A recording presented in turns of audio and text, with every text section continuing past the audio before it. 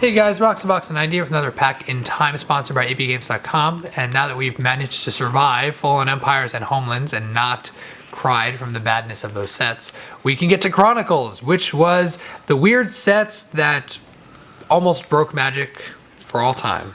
Because Chronicles is a reprint set, almost like a core set, but much, much more, because they took a lot of really good cards that were staples people were using, reprinted them in massive bulk, which made collectors really angry because suddenly overnight all of their collected rare cards just vanished. Value just vanished. And they were very unhappy, and Wizards had to make their own reserve list, and Chronicles is to blame for the reserve list, basically. So let's jump into this controversial set and see if we pull anything good, because this is not Homelands. They actually have decent cards, maybe, hopefully. So, Fountains of Youth. I remember this guy, actually. 2 tap, gain a life. 0 mana to play. Decent casual card. Wall of Shadows. 3 for a 0/1. Damage dealt to it by creatures it blocks, reduced to 0. It can't be a target of spells or effects that can target only walls. Okay, well, there aren't many of those out there. But 3 for a 0/1 that's not really dealt damage. So it's almost like a Fog Bank, but black. That's cool. Avenant Archer, 3 for 1/2, tap, deal 1 damage, target attacking a blocking creature. Alright, old school. And actually, if you look at it, just so you notice, the sets are different because it's a reprint set. So this is from The Dark, which we didn't open, unfortunately. Hopefully we can do it sometime. This is from not Stronghold. Old Antiquities, maybe? Antiquities, I think. Then we have from Legends, the Legends set. Then we have Ashnod's Altar. Yay! I like this card. Okay, it's a major piece for combos in EDH. Very powerful card. 3 for an artifact. 0. Sacrifice a creature to add 2 colors to your mana pool. Place ability to interrupt. I've mentioned it a number of times on my channel, and it's pretty solid. Urza's Mine! Urza's Mine. We love the Urza lands, and they're being used all over Modern now, so yay! Hazren Ogress.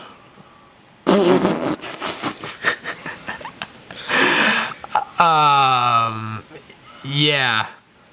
I'm just gonna move on.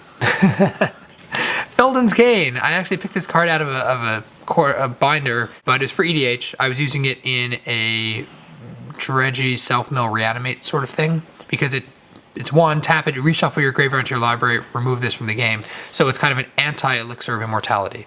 So someone would try to it's kind of an elixir of immortality, but even cheaper. Without the life gain, but you play it for 1, and then if your opponent tries to exile your whole graveyard to mess up your reanimate, boom. Argothian Pixies. 2 for a 2/1, can't be blocked by artifact creatures. Any damage dealt by artifacts is reduced to 0. So it's anti-artifact. 2 for a 2/1. Alright. Goblin of the Flarg.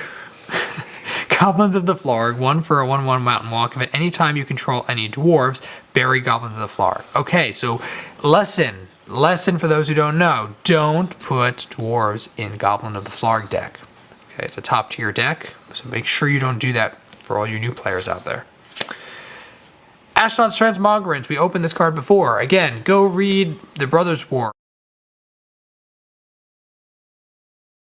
It's a magic book by Jeff Grubb, so make sure you go and read that because it's a great book, and the Transmogrants were really cool, and the card itself is whatever. It's sacrificed to put a 1/1 counter on a non-artifact creature, and the creature becomes artifact for 1, so it's whatever. So, Cat Warriors. 3 for a 2/2 Forest Walk. That's all I gotta say. Torwalkie. I think this is our rare. Torwalkie. It taps it a 2 damage target, attacking or blocking creature for 5 for a 3/3. Well, he definitely has a muscle shirt on. I suppose someone makes EDH with it. Yeah, I suppose somebody makes an EDH deck with this. I remember him from the stories. He was in the Legends cycle, because again, he's from Legends.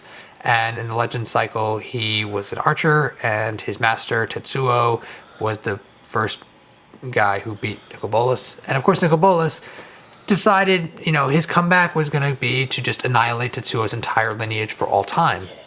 So, lesson learned, don't fight on the side of people who face off against Nicol Bolas. I was about to say idiots, but they're basically the same thing. So, that was our pack from Chronicles. Sadly, the rare was less than awesome, but nostalgia. Anyway, let me know your thoughts on our pack, and especially the awesome cards in the pack, which were few, but awesome. So comment your thoughts down below in the comment section. ABU Games as well will be linked in the description. Definitely go check them out for a huge variety of singles and sealed products. And as always, Rocks the Box and 90 signing out. I'll see you guys next time.